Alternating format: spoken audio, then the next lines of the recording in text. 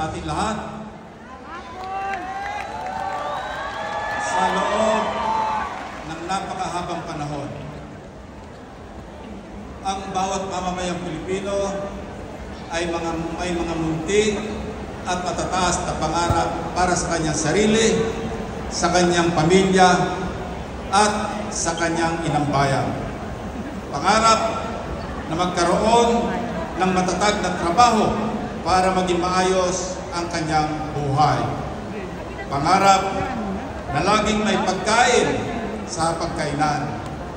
Pangarap na may taguyod ang pag-aaral ng kanyang mga anak para sa kanilang magandang kinabukasan.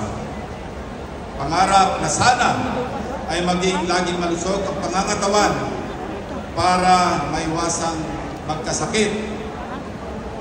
Pangarap na maging ligtas sa krimen at anumang kapamakan sa araw-araw na pakikibaka sa buhay.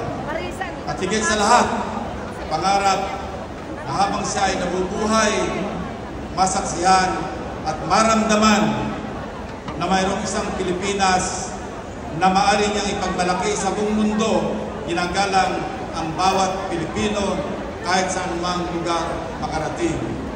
Subalit, paanong mapapatupad at mangyayari ang mga munti at malalaking pangarap ng bawat Pilipino kung ang namumuno na kanilang niluluklok sa kanilang kapangyarihan tuwing halalan ay mapag-imbot at sakin para sa sariling kapakanan, mga mapagsamantala at panig sa pagnanakaw sa kaban ng bayan na tila walang kabusugan.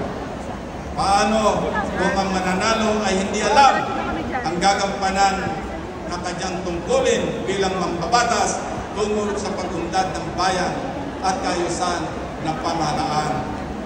Paano na kung ang mananalo ay walang kaplano-plano para sa bayan at manggugulo lamang pag may sesyon ang Senado? Matuto na po tayo sa mga leksyon ng mga nakaraang halalan. Pumili tayo ng mga tapat, may prinsipyo, lalabanan ang katiwalaan at tunay na nagmamahal sa inang bayan. Piliin natin ang magbabantay sa kaban ng bayan at hindi para magnakaw lamang. Pumili tayo ng hindi malalasing sa kapangyarihan at tunay na maglilingkod para matupad ang mga munti at matataas na pangarap ng bawat mamamayan.